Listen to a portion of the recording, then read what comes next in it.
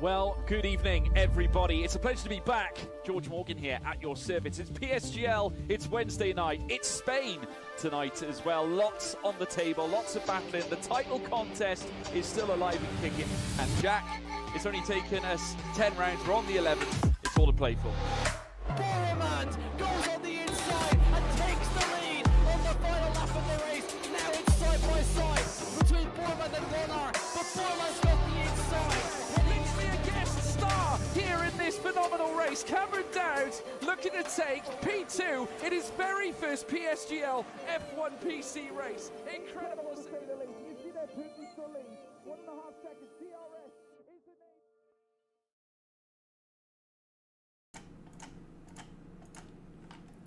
name. Alright, here we are then. Welcome everyone and a very good evening to PCF4 PSGL with tonight the first appearance for me this season and also the first appearance for my co-caster. We're here in Qatar. I'll be your host for tonight. My name is Mitsky and I'm here joined with Byron Hale. Byron, welcome. Hello. It's my second stream for PSGL of the week. Hopefully they're not getting bored of me already. But yeah, I'm really excited. Really looking forward to getting deep into Qatar. It's honestly one of my favorite circuits. I'm really excited for this one. It's going to be a pretty good run out there tonight. But before we can give you more insights about the track and all the things that went down last week, we're first going to take a quick peek at the calendar so you can see what is in store for us this season. Yeah, I mean, it's a good calendar. It's definitely one of the best calendars. It's got a lot of tracks loved by a lot of people too. I mean, obviously we're here in Qatar, but if you weren't with us last week, we went to Suzuka, Japan, amazing circuit, figure of 8, the only one on the circuit. We're heading to Hungary next week, and then we're heading to the US, followed by Austria. Then we're heading to Italy, Singapore, Spain, the other circuit in the US, and then Britain, and then we've got Bahrain to finish off our season here in PSGL. And obviously an 11 race calendar, one round to go, so one round down, so we've got 10 to go.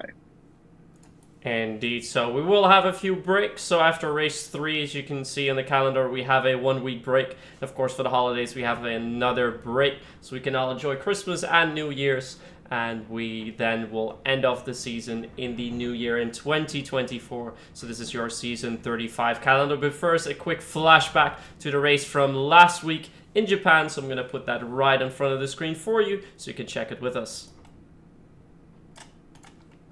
So here we have the results from last week. The results in Japan. So we had pole position for Joris Kroesen in the Alpine. Second place went to Kuba Traziak, and with third place to one of our more familiar drivers, drove for PSGL F4 last season, that time around, and he has this time in the Williams, Cordon N'Golo. He placed third in qualifying. Unfortunately, a race went a little bit less well for him, only picking up 1 point in 10th position for him there. But not unimportantly to note, he is the only driver from last season who's picked up a race win in last season, which was in Mexico, so he's definitely one of the drivers to watch. Another driver that drove outstandingly is Toppe, who's in 5th in qualifying and 2nd in a race. And he's a reserve driver, so that is pretty impressive for him. And if we look at the full race results, so a driver that took pole also won the race, Joris Kroesen, with 3rd place for Jeremy Gallinier, who's made up some good positions, Sparky in 4th. 5th went to Kuba. And then rounding off the top 10, we have Alan Benasek, Adris Frankel, Simone Violo, also made appearance last year, Emil Lundell, and Cordon N'Golo. So those are the results from last week, which means we have the following driver standings. We have, and now I have the right image in front of me, so 16 points for Joris, 12 for Toppe, and then we have 10 for Jeremy, and the rest of the results are shown on screen. Fastest lap was for Noel Carman because he DNF'd, however, and there is no points that were given for fastest laps, which means we have the following constructor standings for the time being. Which is Alpine in the lead with a 1st and 3rd place, 26 points to their name, and then followed by shared 2nd with Ferrari and AlphaTauri, both 8 points to their name, but still a lot of races to go for that. But it looks like Alpine is one of the hot teams to keep an eye on, isn't it, Byron?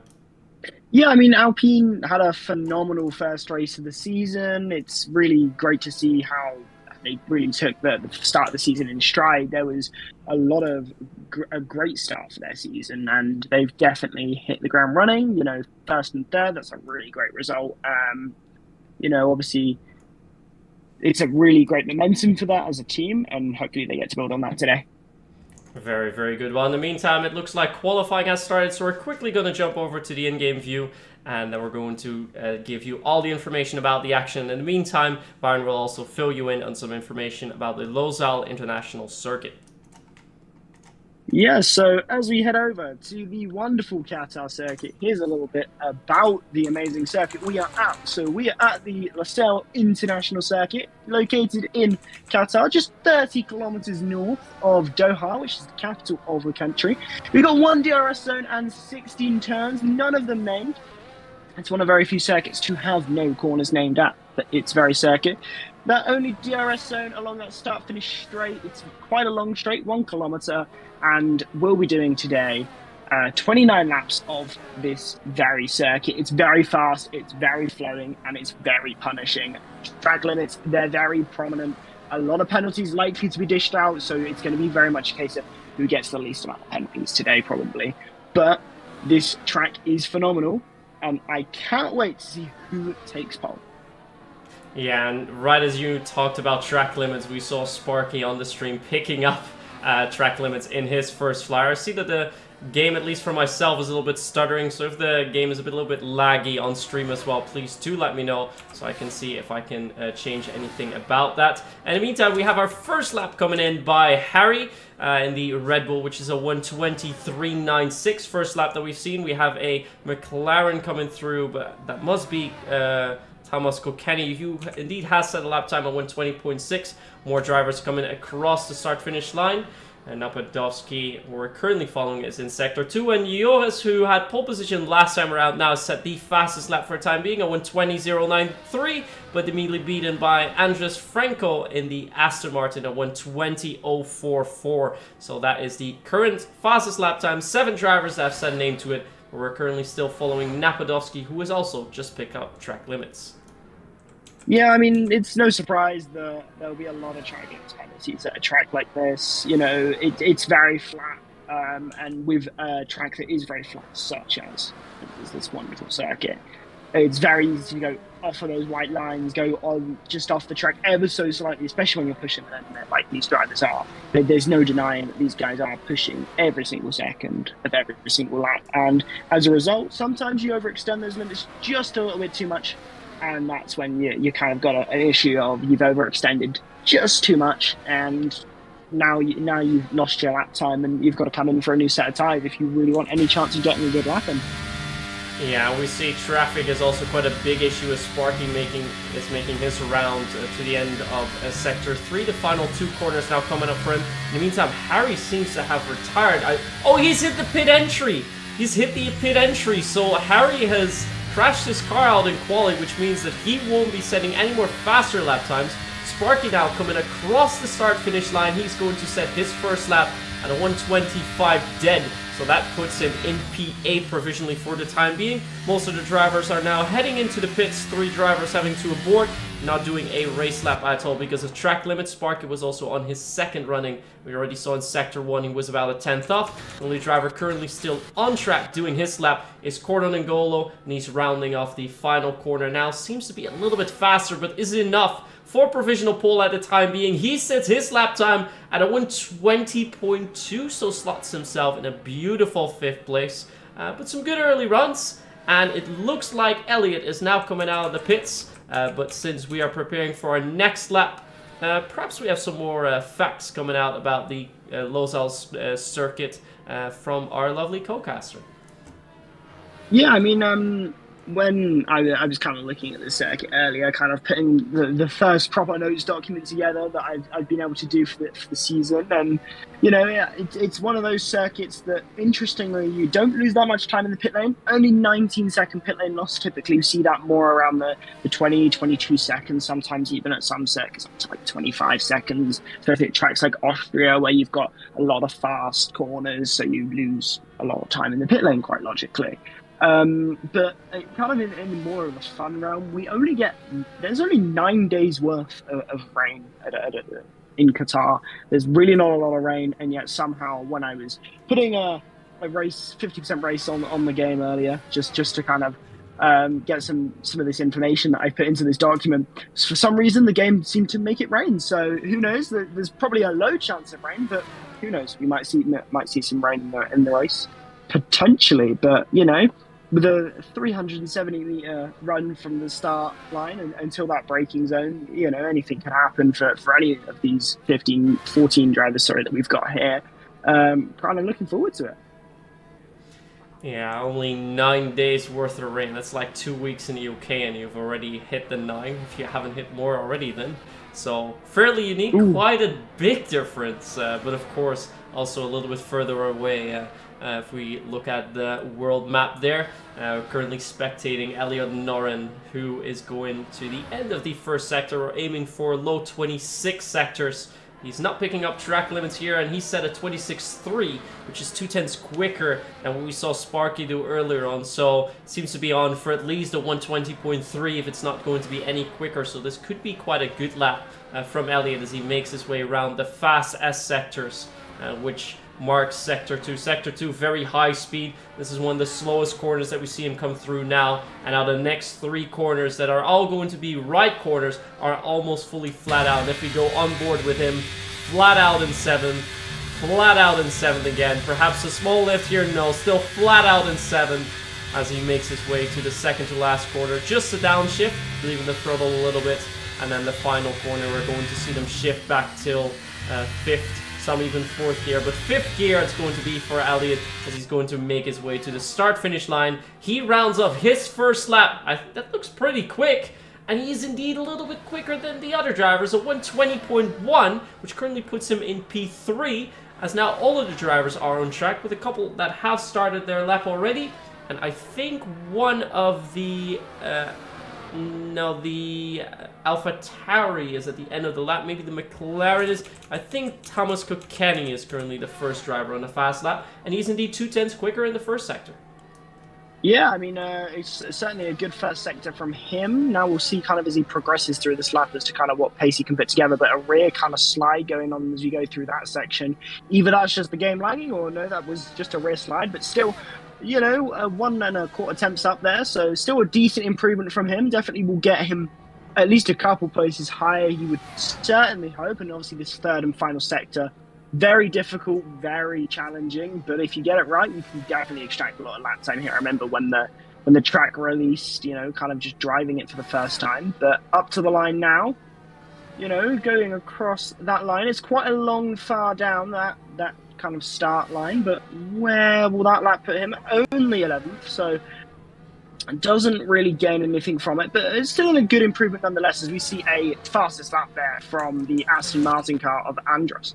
So that's a very solid lap time there. The first driver into the 1:19, now with a 1:19.997 as we go with Simone, going kind of towards the end of the lap now. What is Simone going to be able to put together as we come across the line? DRS wide open, that rear wing gives you just the extra little bit of speed, which is very important, especially in PSGL, and up to second there. Not quite into the 1:19s, but not very far off, a 1:20.030 there for Simone. So that's a very solid lap time there, and definitely one that is going to hold up quite well. As now we look towards the Williams of Napatovsky, and as we go into Sector 2 now, Sector 1 very difficult, but Sector 2 is where it kind of steps up a little bit more. Some of these corners are really quite challenging, but this Sector 3 that we're going to be coming up on very shortly is one of the most difficult parts of this track. Trying to hold it through some of these corners is such a challenge. And as we come through into this very sector of the track that is my favourite, it's these corners here. Do you dare lift off the throttle, or do you try go flat out? Sometimes you need a lift, sometimes you can go flat out, and that was taken absolutely beautifully. Just a little lift off and a downshift there, and that is all you need to get through that sequence of corners into the final corner. Now it is that fast. A lap time will only take you about 1:20, and this lap time certainly looks like it's going to be one of those lap times, but could it be another 1:19? It's not. It is a 1:20.2 though, and that is a very solid lap time still there from the Williams. They had a decent outing, not a great outing, but they still had a solid start to the season, but that is certainly going to be looking good for them as a team as we kind of progress through this race weekend. That was a really, really good run by Napadovsky indeed, and that's quite interesting to see as well, because only in Sector 1 he was about 26.5, where we see other drivers going to 26.3 regions, so seemingly lost about 2/10 in the first sector already, and he's only about 2/10 off of pole, so looks like there's still some time for him to gain in the first sector. Sector 2 and Sector 3, especially Sector 3, looked really quick. Second to last corner, also last corner, taking almost maximum risk, really making good use of the track there without picking up track limits, which is also easy here in Qatar. So well done by him. Good lap by Napadovsky, but we've seen a lot of other drivers also aborting their laps. So the pole sitter from last time out, Joris Kruse, aborting his lap. We saw Benny Fabos and Benasak also aborting their laps, so there definitely is more to gain, and we have 3 drivers currently out for an out lap, and it looks like the first driver to start the lap here will be Benasak, who had a 1:21.90, so needs to pick up about 2/10 if he wants to pick up a provisional pole. Let's go on board with him as he makes his way around that tricky first sector, although it's only 2 more corners until he reaches the end of it, so 2 more fast right-handers.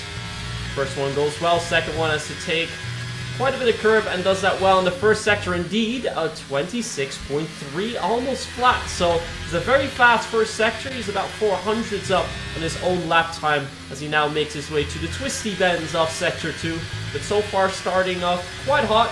If he can keep this up, he's definitely on his way to provisional pole position. Yeah, I mean, very solid start to this lap. Now we're going into that third sector, which is my favorite sector, absolutely, as we go through. These corners are so critical. Purple sector there. Can he hold it? Can he keep it within those track limits? Absolutely so far.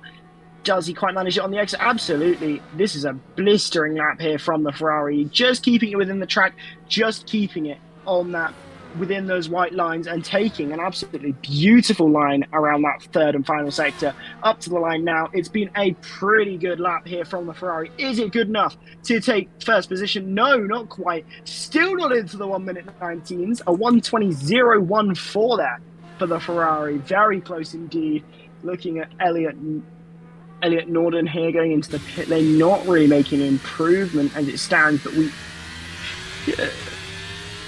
hopefully getting some more drivers out on track, and yes we do. We have number 30, Sparky, coming out onto the track for an out lap, so we are going to be getting plenty more action. These final runs about to kind of begin now, and this could be very interesting, I think, especially with drivers, maybe a little out of position, not quite where you would expect them to be, but we're definitely getting into these critical moments of qualifying, the final laps. One invalidation here, and it is all over. And I cannot wait to kind of have a little look at these final lap times, because this is the most important time for everyone.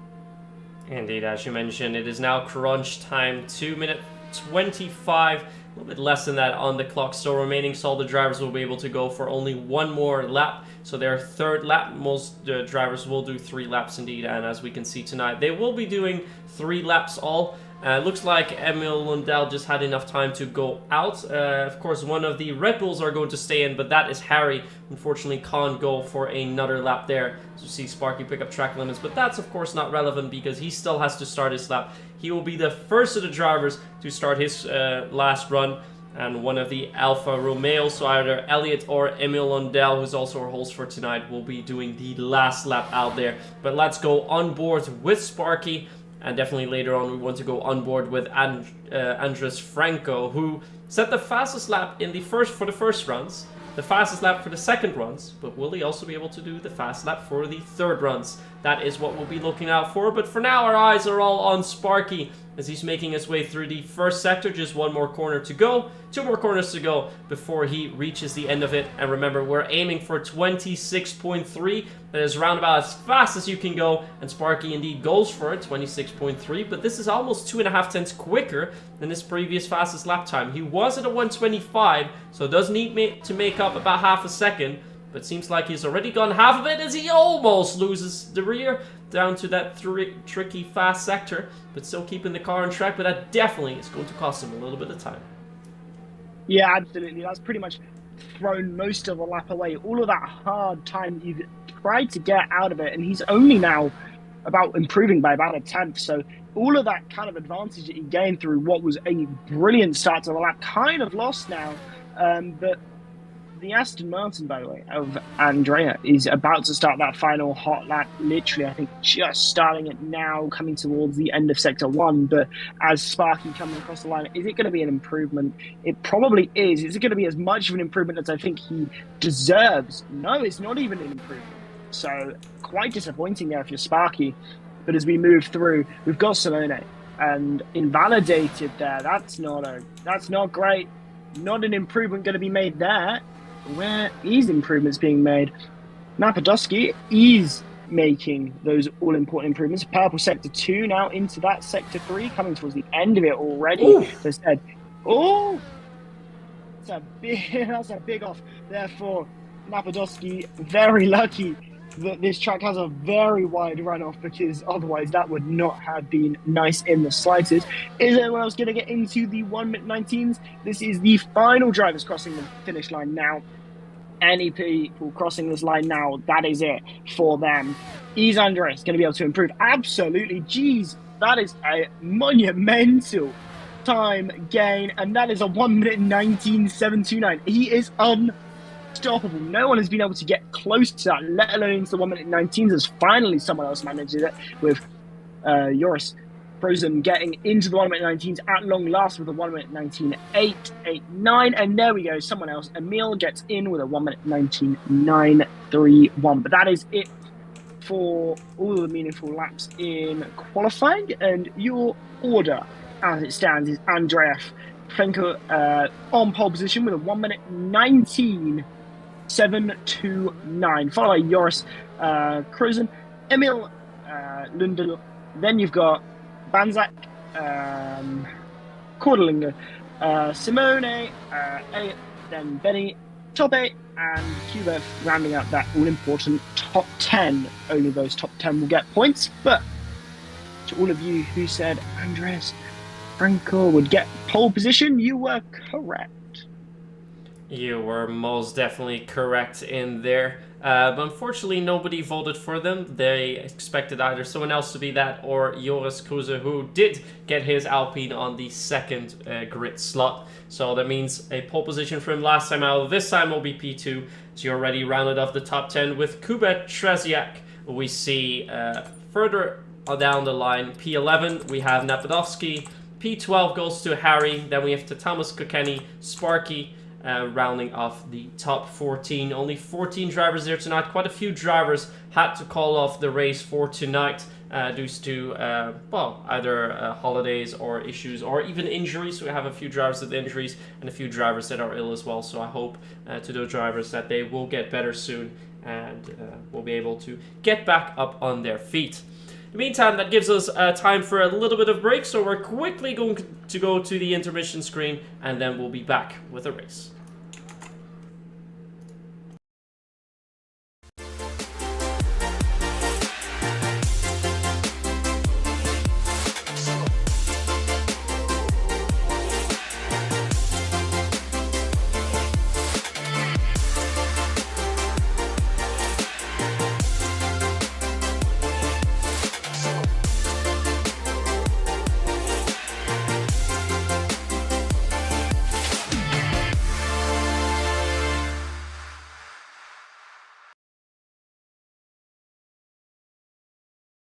It's always the most dramatic. I've always been told I'm good at the race stuff too. So. Well, there we go. We are back. We're currently waiting for the players, and when the players are in, we're immediately going to jump to the race. So remember, there is no warm-up lap, so there's no time to take another look at our faces, because here we are. Take it away, Byron. Oh, 5 red lights. It is gonna be lights out and away we go here in Qatar, and it looks like it has been a good start there for Andreas, but has it been a good enough start? Well, Joris is kind of fighting there with the Ferrari of Banzak. It looks like there's been a little bit of shuffling behind. Emil losing a place, they're kind of battling there for 4th place on this race start. You've got Benny there pulling a place there to top A. You've got Sparky getting 2 places there on the so far on this opening lap, you've got Banzak there also having gained 2 places, but looking as we go through into Sector 2 now. It's been a very good first sector for Andras. He's kept that lead. He's kind of extended that already up to 4/10 now of a second as we go through that Sector 2. This track is not the easiest to follow. It will never be the easiest to follow. And trying to keep pace with all of those other drivers around you is not going to be easy. But Banzak looking to try and maybe mount the pressure on just a little bit on Andreas to try and sniff the potential opportunity of a race win. But with 29 laps to go, it's going to be very much about keeping it in the track limits, keeping it within those white lines, and absolutely trying to get as much as you can out of this. But everyone there on the hard tyres, everyone choosing that as the optimal way to start this race, probably changing over to a set of softs or mediums later on in this race, because you have to, of course, make a mandatory pit stop. And as we all come across the line for the first lap, no one really sniffing a potential overtake into turn number 1, except for Tomas there, who's battling away with Harry there right at the back for the scramblings to try and get a sniff of points. With less drivers, of course, it does provide more opportunity for these guys to get those all-important points. And as we kind of move through onto lap number 2, I'm going to pass it on over and kind of get your little analysis on what's happened so far. Yeah, so as you mentioned, all the drivers have started on the hard tires, so all 14 drivers will be on the hards. We're now currently waiting for the drivers to round off lap number 2, and after that DRS is going to be activated. There's only one DRS zone on this track, which is on the start-finish straight, but with the detection being just before the final turn, before turn 16, means that we won't be seeing any overtakes with DRS until lap number 4. Most of these drivers are going to be eyeing for, of course, the strategy here, because for now, the first start of the race, the all-important thing is to stay within DRS range, try and make up a little bit of positions, but it's not necessary to drive all the way up front, although Andras does have that lead there, but because he hasn't been able to pull a 1-second gap, means that the drivers behind him will be staying close and within DRS range, so be picking up some extra speed and staying within line, as currently all drivers are within that 1-second DRS range, so that should all be good for them. The most interesting things are going to happen, of course, when the pit stops happen, because that's when the tactics start. Who is going to go for undercuts? Undercuts proving to be quite powerful in this track also, so if you stop earlier, you're likely going to get ahead a little bit further, but it also means your tires are going to be a little bit older later down the race, and might make it a bit harder for you to defend. Ideally, what I think we're going to see is that the drivers want to be lined up in second, heading into the final lap, so they can make the overtake just before turn 1 on the final lap, and then clear it. But because the start-finish line is quite far down the road, and DRS has been activated about half a kilometer before that, maybe some drivers will want to risk it all the way with a sort of slipstream battle to the finish line to try and see if they can take the race win there. So I think the final few laps are going to be quite hectic and super interesting to watch. Yeah, I mean, absolutely. I mean, this race, it's kind of one of those, it's a battle of attrition. You get to the very end, and it all kicks off. Just like happens in real life when we came to Qatar, it was one of those sort of races. It boils down right towards the end, and you kind of got no idea what's happening. But even more so here, everyone's on an equal playing field, everyone's in that same car. And as we head on to lap number 4 now, as you said, that DRS, and Tepe wants to use it to good effect to get past the Aston Martin of Benny Fabos. And can he manage it? Tries to hold it around the outside, but nothing worth doing there, as now we go into turn number 2 here. A very difficult corner. It swings very outwards. Now as we go into turn number 4, this is another good chance for potential overtakes. I'm surprised we're not really seeing massive amounts of action, but Benny Fabos and Tepe still going at it, still battling over 8th and 9th. Got to remember, we use a custom point system here in PSGL, so you're not getting 25 points for the race win. There are less points awarded for race wins and for most positions, but it does mean that every point counts a lot more than it would in Formula 1, because every point really adds up and it really does stack up. So this little battle for 8th place, it means a lot to these drivers, and they will fight tooth and nail for it, especially if there's a chance of 7th or 6th and kind of moving up even further ahead of where you currently might be. But, you know, Tepe is certainly not looking bad in this race. Certainly got some good pace and keeping very much on the back of this Aston Martin now. Just 2.5 attempts separating these two as now we go on to lap number 5 in that long straight once again. Is there anything worth doing for Tepe as we go down this long straight? Is there a potential dive into the braking zone? No, not quite, but ooh, a little bit wide there for Benny Favos. Is there a potential sniff of the overtake as we go into turn number 2? Absolutely not. The door slammed quite wide and shut, but as we go into turn number 4, instead this could be an overtaking opportunity, but once again, Tepe staying back for now, but no one yet except Harry falling outside of that DRS range, so this battle for the win is really within any of the top 12 drivers as it stands. That is definitely the case. As we saw when we were spectating Toppe driving a little bit of a smoother line compared to Benny Fabo, so it looks like Toppe is a little bit quicker than the driver up ahead. But yeah, when both drivers have DRS, you still have to go by, and that usually is not the easiest, as we've seen now with 2 overtaking opportunities with the DRS on, but it not being enough for Toppe to go for that overtake. Another driver who's very close to the runner in front of them is Cordon N'Golo, who's currently about 2/10 away from Emil Lundell. And as we're now going to head onto the start-finish straight, we might see an overtaking opportunity as we just see Toppe picking up the first time penalty for today. This is a time penalty for track limits, as Benny Fabos also picks one up for that.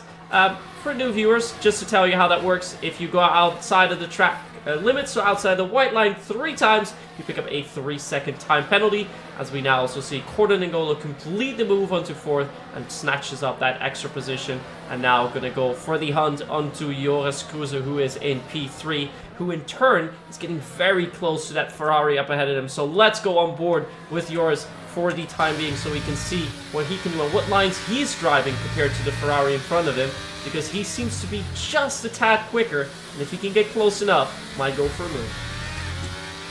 Yeah, but as we saw with Toppe, just because you're faster doesn't necessarily mean you're going to be able to get that overtake, because, you know, he was trying to get that overtake and extended the white line too many times and picked up a penalty, and that's really going to hurt him for the entire of the race. That's not just going to hurt him now because he's stuck behind another car, but it's long-term damage because he's got that 3 seconds that will be added to that the end of his race time, because he's extended those track limits. There's no way you can get that undone. So you've got to be very careful. You've got to play it very strategically. You don't want to rush into it and just keep pushing and keep going for it for the sake of it, because if you know you've not quite got enough pace advantage to get past that car in front, you don't want to make that overtake necessarily, because it's not necessarily going to benefit your race if you're exceeding the track limits to try and overtake a driver, because you need that extra bit of pace. But as Joris keeps close, still not really much worth doing for any car as we go through there. It's really going to begin to open up, I think, later on in this race when the gaps are maybe a little bit larger, there's a little bit more in it, and I think also once we get those pit stops and everyone's on different compounds, you're going to have a different tyre wear as well. You're going to have a bit more differential in terms of their pace.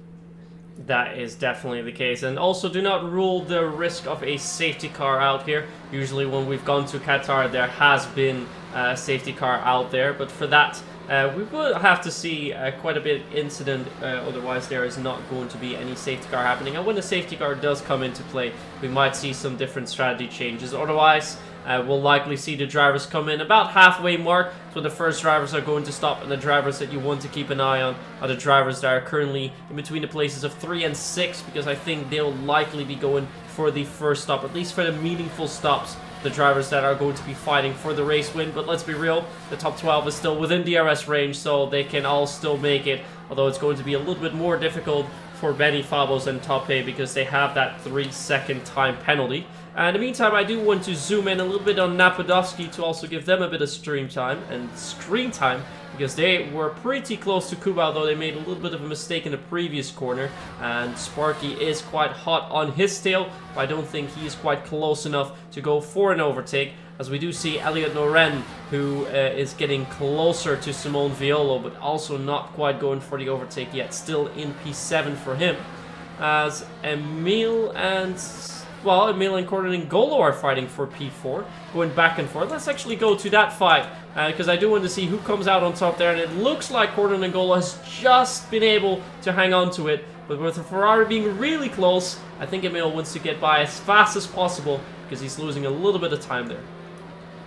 Yeah, I mean, it's very important, like, especially within PSGL, but you keep close to that car in front. The DRS is very powerful. If you, in that DRS, you get about an extra, well, between 13 and 17 miles an hour of performance to your car. And that is a significant margin gained. That's a lot of time. That's a lot of time saved across a race distance.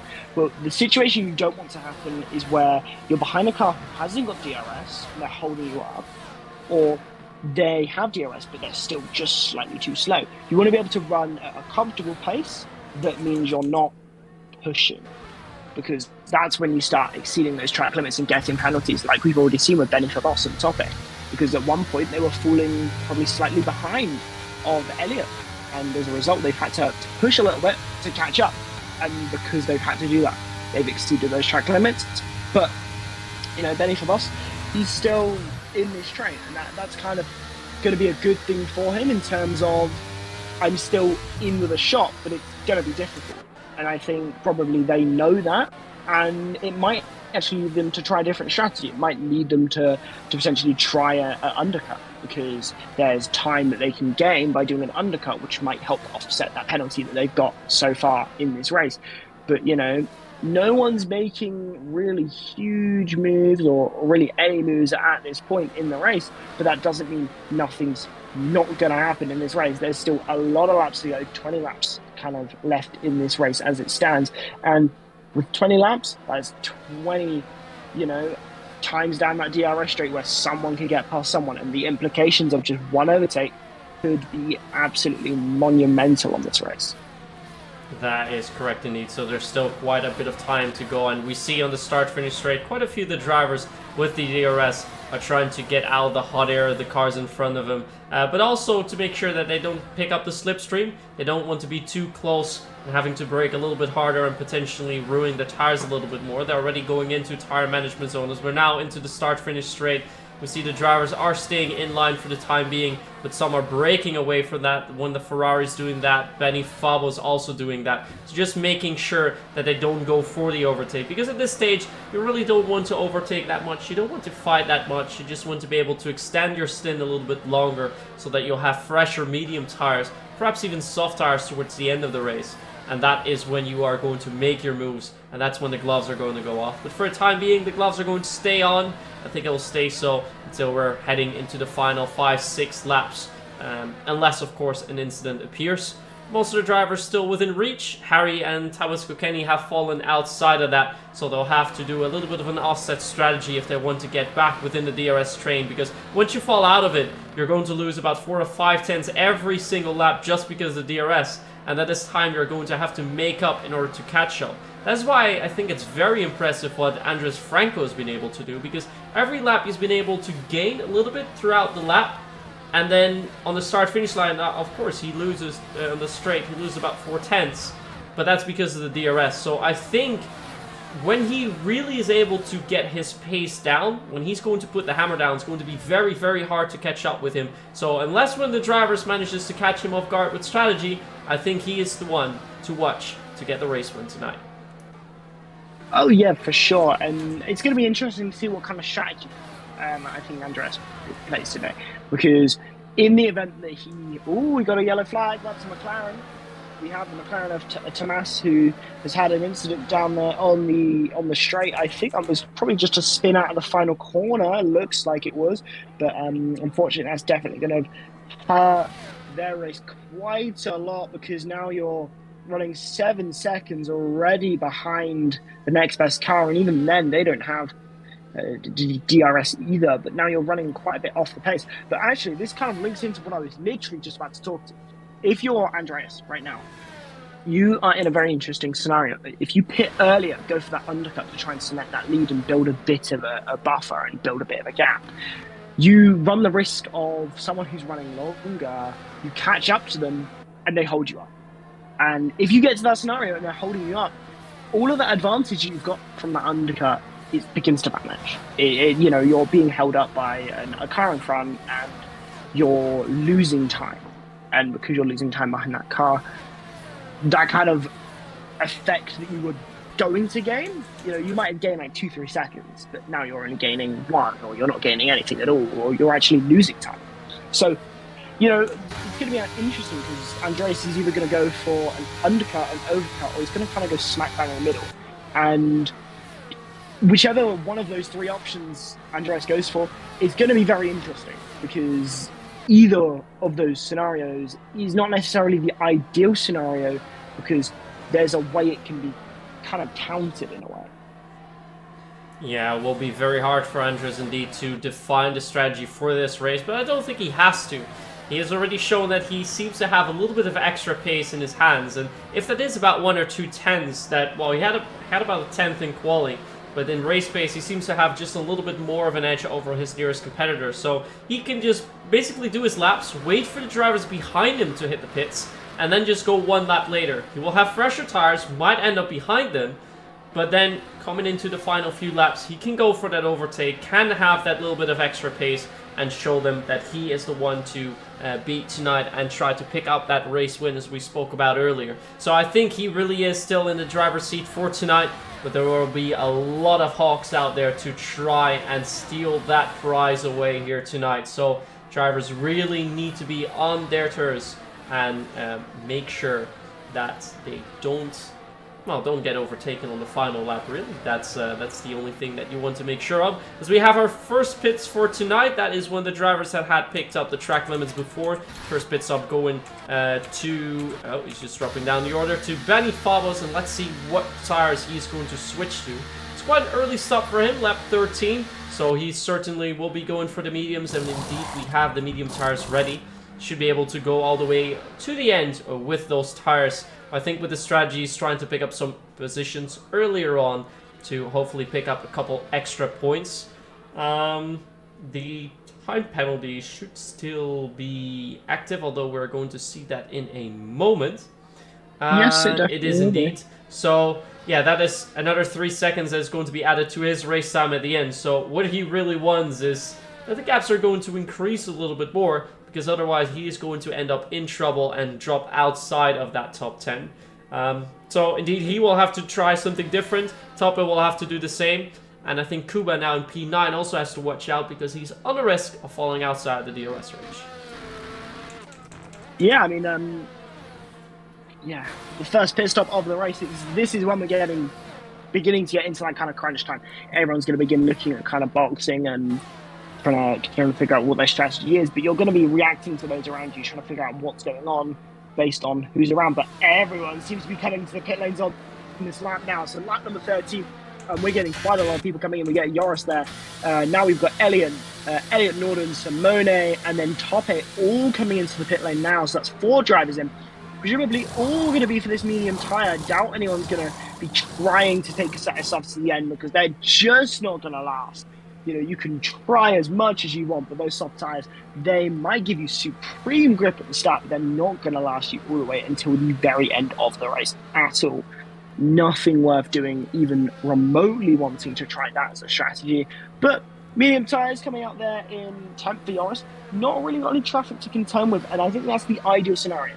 Joris kind of was third before this pit lane, and now we're looking at a scenario where potentially there's a lot of time to gain. You've got the clean air in front of you, and you've got these fresh tires. They're fresh, they're grippy, they're going to give you more performance. Yes, you've got to heat them up a little bit, but just because you've got to heat them up doesn't make them bad and make them worse than other compounds of tires, especially when you've got 13 lap worn hard tires. So we're kind of getting into the fun part of this race, where all the overtakes might begin to start happening, but will Andreas react to that? Absolutely a late reaction there, trying to pull the dummy in a little bit of a sense in terms of I'm not going on this pit lane, but there we go. Andreas into the pit lane now, very well stopped to get that down to the 49-mile-an-hour pit lane speed limit that we've got here in Qatar. Most tracks have a 49 mile an hour pit lane speed limit. There are a few tracks that don't, Silverstone was an exception until it widened a few years ago, but a notable one of those is Monaco, that has a 37-mile-an-hour pit lane. But Andreas, will he come out ahead of those cars?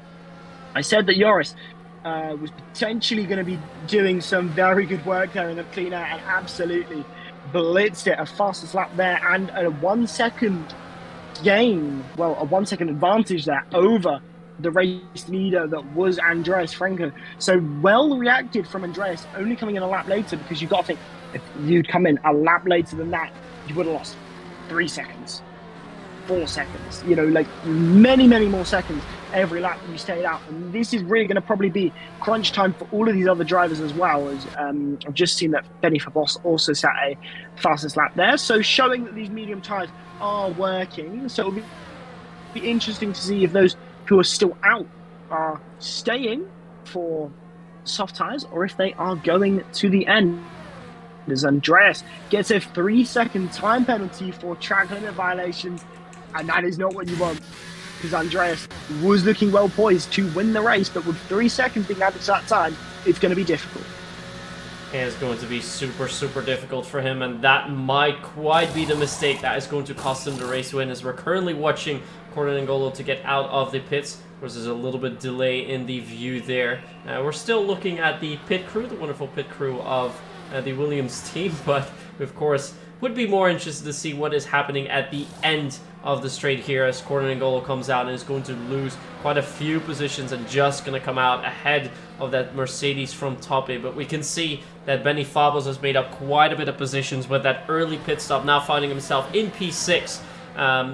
But there are still some drivers that are close to him that do not have the time penalties added to them. Currently we have 4 drivers with time penalties. So we have Andres Franco, 3 seconds to the name, Benny Fabos with 3, Simone Viola with 3, and then Tope, who's picked up 6 seconds already, and that might be a little bit too much to his name. A driver who has been doing really well now is Joris Kruse. He came out about a second ahead of Andres Franco when he exited the pits, and that undercut really played out well for him. It was about 1.2, 1.3 seconds behind Andres before he went into the pits, and when he came out of it was about a second ahead. So it shows how powerful that undercut is. Over 2 seconds that he gained just over the course of that lap. And now on the out lap that Andres had, and yours versus full lap, it's also been gaining a couple of extra tenths. And if he can stay outside of that DRS window, he might be poised to take yet another race win tonight. Remember, he's a race winner from last outing in Japan, and he's looking well on his way to pick up another one there, as he sets the fastest lap time as well, 1:23.447, showing that he currently has the most pace in hand. As we see, all of our drivers now have gone for a pit stop, so the offset of tire degradation is not going to be too much, only 4 laps apart, with Kenny Thomas, Napadovsky, and Sparky being the drivers that stopped the latest. Sparky even the latest, because he still has 0 laps to its name. The other drivers at least 1, 2, 3, or 4. So Benny Fabos has the oldest tires, but with also penalties in play, I think it's going to be key for Elliot Noren and Benassak to get past Andres Franco as soon as possible, so they can get on the chase to Joris to steal that victory away. Yeah, I mean, it's definitely going to be very interesting to see the kind of reaction that those behind Andreas have. You know, you have 2 mindsets as a racing driver. I mean, I've done some racing bits in the past, kind of when I was younger, and you kind of have 2 instincts of sit behind, you know, and you just stay in that place, right? But as a racing driver, as much as it might be fun to gain 1 place, you want to know who's next. You know, you see a lot in F1, you know, they tell you, oh, nice one, you overtook this driver, and they're like, who's next? Because you have that ego and that drive to go off to the next guy. And that's why Elliot's now making a move past Andreas Franco, because he wants to chase after. He wants to chase after Joris and get that race win, because that would be a very good advantage for Joris in the championship, and you want to prevent that as much as possible. And that's exactly why Elliot's just overtaken and gone, let's go. Who's next? Oh wait, it's the race leader. Let's go. And, Andres is now under quite a lot of pressure, I think, in this race to kind of either respond and re-overtake and go for it himself, or kind of just eat it up and kind of face that this is what it is, and you're not going to get much more than what you've already got in this race. But I think there's definitely going to be quite a few more movers. I think we got Top A, who is quite close to Simona Vilo. That could be a good battle for 8th place. And then you've got Emil and Benny Fabos, who look like they might be fighting very soon. But I am quite curious to see Elliot Norden has now caught up to the back of Joris. Is Joris going to be able to defend from Elliot Norden? Top A there, getting a 3-second time penalty as well. So now we're up to, 4 drivers still, but with one of them having 6 seconds. And Benny Fabos has been overtaken by Emil Liddell, which I did expect to see. And Top A has got past Simona Vilo, and they're kind of battling hand in hand at the minute as we go down into turn number 4. As they go side by side, Top A down the inside should be very easy. Should be able to take that round on the exit. Nothing really worth doing if you're Simona Vilo and wanting to fight this back down there. Your best bet is really going to be that DRS straight, especially when you look at the back of that Mercedes and see that red light is flashing. If you don't know what that red light means, it just means you're running low on battery. If you have less than, I believe it's 15% battery, you have that red light flashing on the back of your car, and that just indicates to the driver in front that you are running low on battery. And it's very important to know, especially in the esports scene of F1, because you can pick your moment based on how much they've got. If you see that light flashing, they're low, it's time to attack if you've got the battery to do so. But as you move on to lap number 20 in this race, 9 laps to go, it is absolutely flying by. I mean, with a 1 minute 20 lap time, not a surprise in the slightest. So Sparky gets a 3-second time penalty as well, the latest one to full susceptible.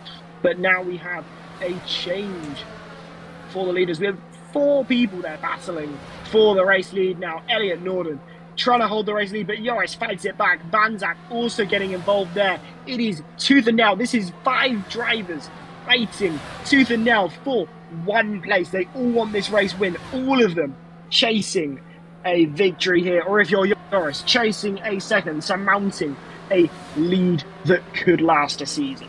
But will it? Will one of these drivers be able to stick a chip in his paintwork? Will someone be able to show that he's not unbeatable? We've quite often wondered that in PSGL, but also in the real world of Formula 1. Is Max Verstappen unbeatable? Well, we ask the same question. Is Joris unbeatable, or will someone be able to dethrone him from his 1 race winning streak so far? But I mean, Joris, proven entity. So it's going to be very difficult. I think Joris will probably respond later on in this race. And in the meantime, we see quite a few more drivers picking up track limits. One notably there is Gordon N'Golo, who is on pretty much the freshest tires out there together with Emil Lundell. But Emil Lundell's picking up quite a few positions. We see a bit more fighting down the back around Andres Franco. 4 guys side by side. Oh my words. This is something that you even rarely see at Qatar. I mean, 3 drivers next to each other, you see that. But look at that, there's still 3 side by side there. It is really kicking off quite early, because remember, there's still 8 laps to go. But the drivers are already battling out as we're entering the final 2 laps. But quite a few of them have now picked up track limits. So there's still the top 6 that you have within DRS range. Although very soon Tappe, Benny and Simon Viel are going to be joining that fight. But in the top 9 we have 5 drivers with track limits. So realistically, they're not going to be picking up the race win unless they're going to pull a massive gap. But for that, the 3-second gap, you really do need an incident, otherwise that won't happen. So I think the driver who currently seems to be in the hot seat for a race win might even be our driver in P6. Emil Lundell seems to have the fastest pace for a time being, and he's also on the freshest tires. He was together with Gordon N'Golo, but he's got a time penalty. The drivers that he will be battling with is Bonasak, who is on 6 lap old tires, and the drivers in P1 and P2, which are Elliott and Joris. If we take another look at the penalties so you can see what they are in total. So we have 3 seconds for Gordon N'Golo, Andres Franco, Simone Violo, Harry, Sparky, and Tomas Kokedi. And we have 9 seconds for both the drivers of Tope and Benny Fabos, as we're now entering lap 22. Yeah, I mean, it's very much interesting to see who's being very good and keeping it within those white lines, and who's just thought the fastest way is to get outside of those white lines and just risk it as much as possible and try to get as much lap time out of it as possible. And those drivers who haven't really seen much fruit of their labour. And I think it's kind of really hurt them actually in this race for those who chose to do it that way. But, in lap 22, 7 laps to go, it's been a very, very difficult race, I think, for a lot of these drivers. A lot of them might be leaving quite disappointed with a result that maybe doesn't match their expectations of what they thought going into this. But I think Emil definitely, as you said, got a good shot at this, potentially, moving a few places up. At one point they were in third, but just because of the way this battle's been unfolding, they're changing constantly. There's no real clear winner. There's no clear candidate for that race win. It really could be anyone unless you've got penalties. And if you're top 8 joining this battle, chances are you're outside of the points already, because looking at the gap behind top A when they finish, and they're going to be, well, out of the points, potentially in the points, but very low down, even if. So this race really could unfold any way for anyone, but Tope keeping close to the back of Emil, but Emil just needs to kind of maybe pick up the pace ever so slightly. As you said, they did have strong pace. I'm wondering if that was a 1 or 2 lap burst, and maybe they've got a few track limit violations and they're not having to hold it back and try and play a little bit conservative, because you don't want to exceed those track limits and get that penalty, because you know how much that will hurt you, especially in this sort of train that we're seeing right now. 3 seconds, if you're leading right now, it would lose you 4, 5, if no one else had penalties, it would lose you maybe even 6 places.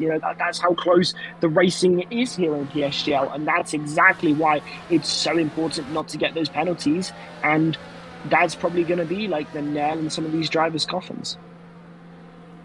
It really is going to be, and one of the drivers that is going to profit quite a bit of that is Kuba Treziak, who's currently in P10, because there are 2 drivers in front of him that have 9 seconds of time penalties worked to their names, so that means he's immediately going to pick up 2 positions. If he can also get within 3 seconds of the drivers ahead, he can pick up an extra position and find himself in P7 at the end of the race. So there's quite a bit to gain for him. So we're now going to go on board with Emil Lundell, who's now getting extremely close to Benassak. And I think he wants to get ready to go for that overtake. Has a little bit more of ERS left, but not quite enough, at least, that he wants to deploy at this stage of the race.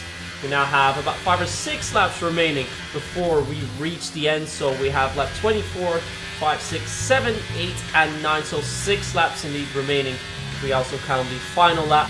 And the drivers are now pretty much putting themselves in position, making sure they have enough ERS left to fly down the line. And then we're going to see the real action kick off. But looks like drivers are already trying to slot in the ideal position. And for that, Emil Lundell will have to take a few extra positions and end up a little bit higher, because if you're going to be lower than P4, it's going to be extremely hard to still pick up that race win at the end of the race. And yeah, for Andres and Gordon N'Golo, unfortunately, those penalties are going to put them out of contention, but that doesn't mean that they can't be the first driver to hit the start-finish line when we are closing out lap 29.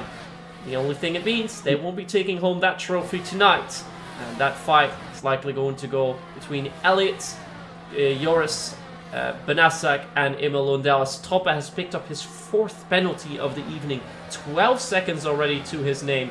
Really needs to keep an eye on those track limits, because it's getting a little bit out of control for him. Sparky also picking up another time penalty. I believe that is 6 seconds to his name. So we're going to take a quick look, and that is the case indeed.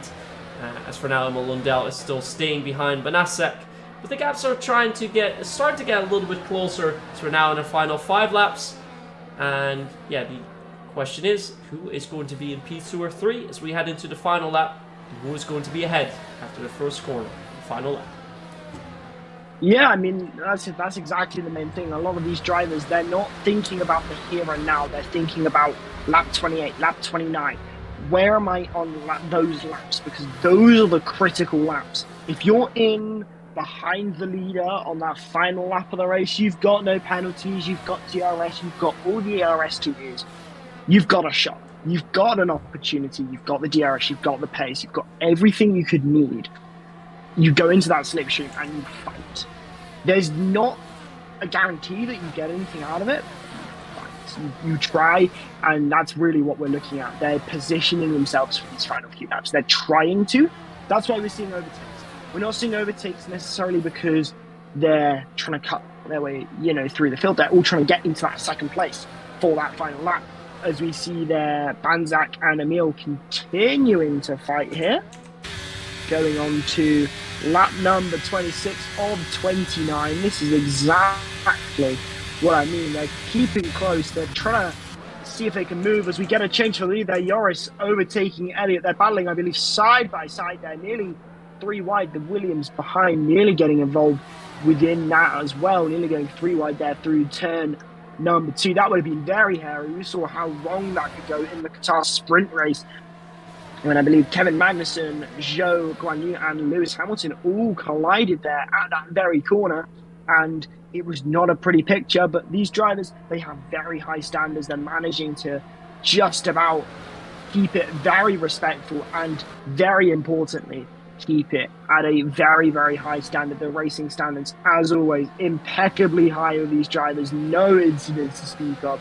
No retirements thus far, and it is only hotting up as we move on now through that third and final sector with my absolute favourite corners. And we're moving on to lap number 27 of 29 with just 3 laps to go.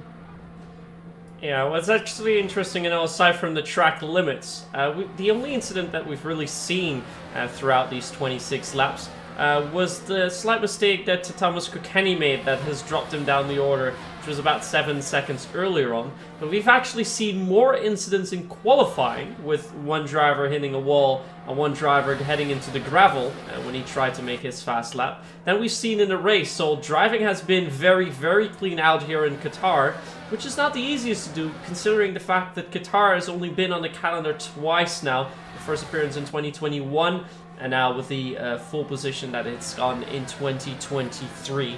And the real world 2 race winners there. So in 2021 it was Lewis Hamilton, and this year around, who else could it be than Max Verstappen, who's picked up so many race wins already.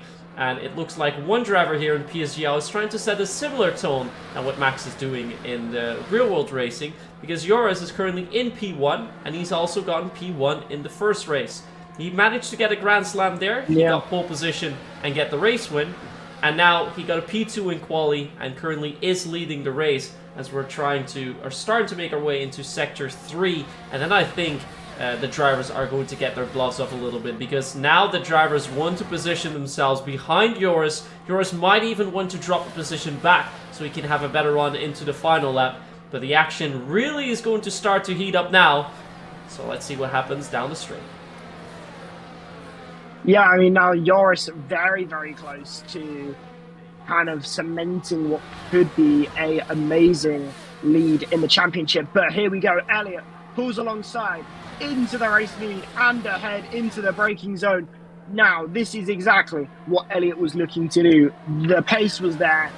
The performance was there. It was just about holding back. And I told you, this is exactly what the drivers are trying to do. They're trying to get into this optimal position to try and capitalize right at the end of this race. And that is exactly what Joris has, pretty much probably foreseen coming. And he's probably not too bummed out about losing this position, because in his head, it's the late game.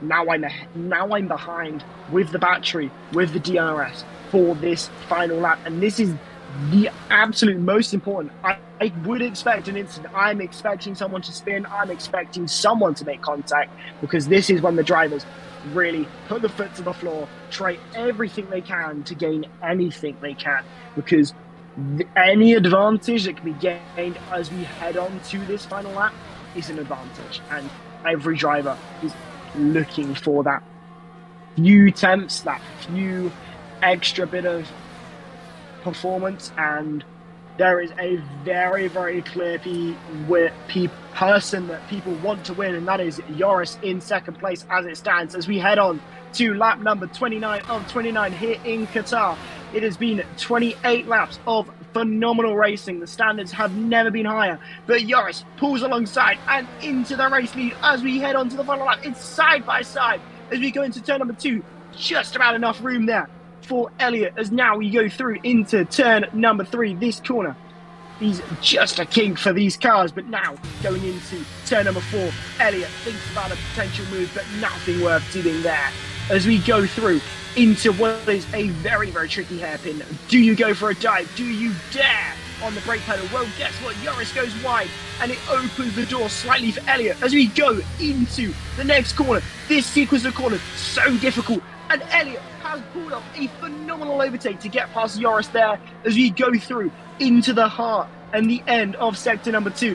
And could Joris be playing the end game for this long back straight? Who knows? But I do know that the Williams behind is sniffing a potential move. That Alpine did get a little out of shape there as we were going into that sector 2, and that just allowed Elliot to just about slip through. But as we go round through sector 3, my favourite corners for the last time tonight, it is absolutely clear that Elliot has been on top form, but can Joris respond just as we come across the line? It will be a photo finish. Will it be Joris?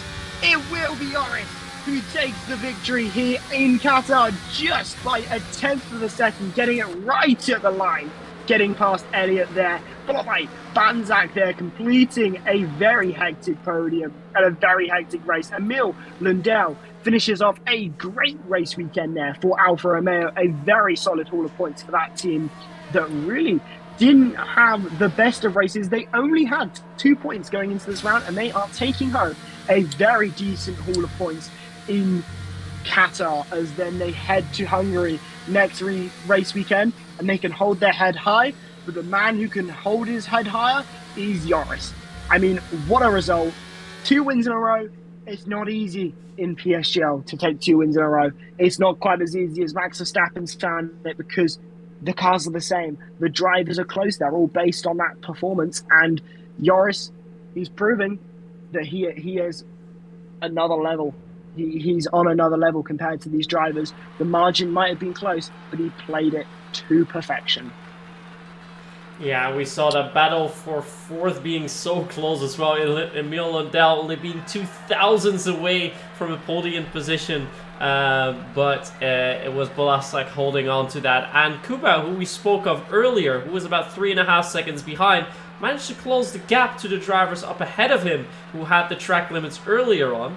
Managed to get within that track limit range, in the penalty range, which means that instead of 10th, he is now finished in P7, so picks up quite a few extra points in doing so. As we have the results here once more, the full results on the screen for you. So it's Joris picking up his 2nd win of the season, extending his lead over his nearest opponents in the championship. P2 going to Elliot Noren, Banasak coming in to P4, and yeah, 2,000ths of a second away, we find Emil Lundell.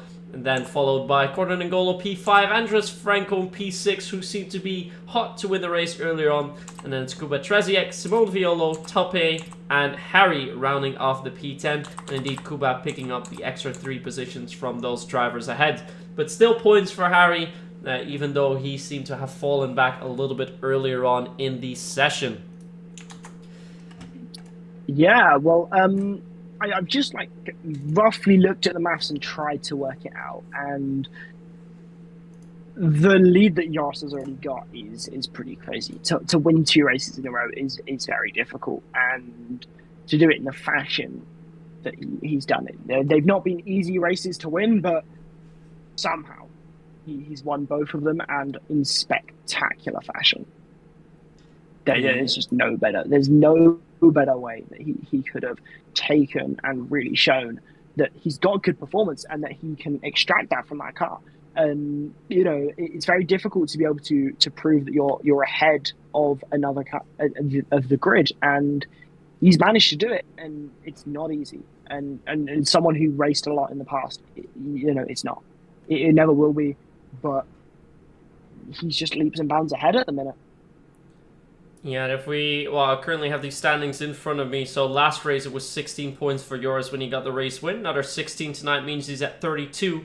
But Tope, who was second last race, now picks up only mere points, so he's not going to get much closer. So I think second in the standings, we are going to find Alan Benasek, who has now picked up a third place. He had 5 points to his name. He will come at 15 points. But our championship leader was already at 16 last race and is going to pick up another 16. So yours is going to have quite a hefty lead before we're going to head into Hungary next week. So let's get the calendar in front of us once more so you have a bit of an idea of what's going to be happening in the weeks to come. So last week we indeed had our race in Japan, which was won by Joris. Tonight, repeated that, but this time in Qatar, race win for Joris once again. And then next week you will find us in Hungary before we go into the 1 week break. Then the action resumes with 4 back-to-backs. First in Vegas, then we go to Austria, Monza and Singapore. And then after the holiday break, in the new year, we resume with Spain, Miami, Silverstone, and then finally the season finale in Bahrain. But we've seen a lot of action out there tonight. Only 2 drivers who've made like a small mistake and caused like a momentarily yellow flag, but really clean racing. Quite a bit of track limits though, a little bit more penalties than I would expect. But yeah, the drivers that made the most out of that, definitely Joris. And of course, if we look further down the list, it was our man coming in second, driving in that Alfa Romeo. But it is one of our reserve drivers too, because it was supposed to be Alia who has been driving that. So unless he's changed his name around, he's been doing really, really well there. Yeah, I mean, this season is going to be one of the most action-packed and fun-filled seasons I think of PSGL ever. Like the way that these drivers have really been pushing already so early on in the season. These drivers are really above and beyond, and it always will be. I mean, when you're taking some of the best drivers, I mean, like when you've got like the likes of Jarno Opmeer in F1, everyone wants to be Jarno Opmeer. You know, there is a very distinct battle to be the best, and it's not going to get any easier for any of these drivers, but they're going to try. They're going to try their absolute best, and with 11 races, that's 11 opportunities to prove your worth. Prove that you're worth a promotion, prove that you should stay where you are, or prove that you shouldn't be demoted. There's a lot of different avenues and angles which drivers are going to have to take to build on this season. If it goes well, great, you might get promoted. If it doesn't, you've got to look at how do you hold station and stay where you are or not get demoted. It's a very difficult battle, and when you change games or when you change tracks, it can throw some surprises for those drivers. But it's definitely been an interesting opening 2 races for PC, and I actually can't wait to watch Hungary, to watch Vegas, and watch the season as it unfolds, because it is going to be one of the most exciting, one of the most competitive, and one of the most thrilling seasons, I think, ever. It definitely will be, and so far it's also nice to see some of the newcomers do so well. So, of course, Joris coming in new. Aliat, who has a little bit of a different name on our standing sheet that he had in game. He, of course, came in second tonight. So he's picked up some good points there too. I see them chatting a little bit, but it's all friendly banter going on in the Discord chat. So the drivers are pretty happy with the race. And then again, there is not really much to complain. Maybe there'll be some inquiries about some track limits, but I think aside from that, not really any incidents between the drivers. So that is very nice to see. In the meantime, I also don't see any other drivers in the waiting room, so I don't think we'll be having any of the interviews tonight. So I think we're already heading towards the end of the stream tonight, which is a little bit earlier than you normally would expect, but it still gives everyone a little bit of time to tune in with the action of the other tiers out there. Of course, had the F5 tier earlier on. I believe the F2 tier is currently on as well, so you might be able to catch just the end of that race there if you would tune in with them now. But I think for F4, this is pretty much going to be it for tonight. Action-packed race. A lot of close racing, a slipstream fight in order to get your race win and almost get a podium for Emil Lundell, who's also mentioning that in the Discord chat. 2000s from the podium, and a little bit of a sad face with a little bit of a tear there. But a very good effort for him with the Alfa Romeos finishing in 2nd and 4th. So also doing good work there for the constructor standings. From my end, not really more to mention. We've already shown you what's up next week. We're going to be heading to Hungary next week. But I first want to give the word once more to Byron, who's been the co-caster here for tonight. So thank you very much for stepping in tonight. I hope you enjoyed it as much as I did. Oh, yeah, absolutely. I mean, it takes a lot out of me to come back and do something quite as demanding as PSGL, but it has been so rewarding, so fun, and honestly one of the best opportunities, I think, for me as an individual, and to take the step up and to do F3 on PlayStation or to do F4 on PC. It's such an amazing, such good feel vibes. I'm enjoying every second, and it's great to have joined you and commentated yet another amazing race. All right, well, thank you very much for stepping in, and that means for tonight we'll be saying our farewell. So remember, next week, same time, so 8 p.m. British time or 9 p.m. if you're in mainland Europe as myself. And then we're going to resume with our race in Hungary, round 3, season 35, here at PSGL PCF4. We'll be back then, and enjoy the outros.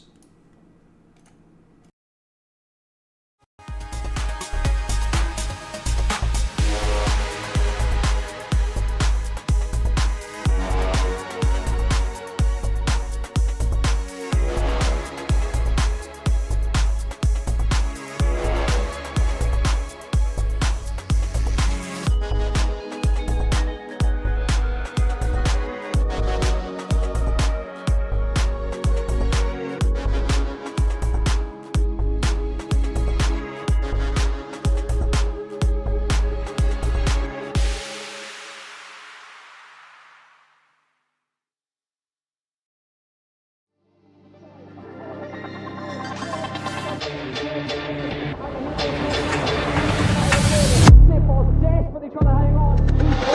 He's got the inside. Oh, here he's through on the left-hand side. Hooks the apex, gets on the power nicely, and that is job done. Jarno Opmeer now to the last couple of corners now. His finest drive, his greatest drive, and he's done it at the Circuit of the Americas. He returns to the top step of the podium. Once again, the GOAT is back. Jarno Opmeer wins the US Grand Prix in a stunning Grand Prix.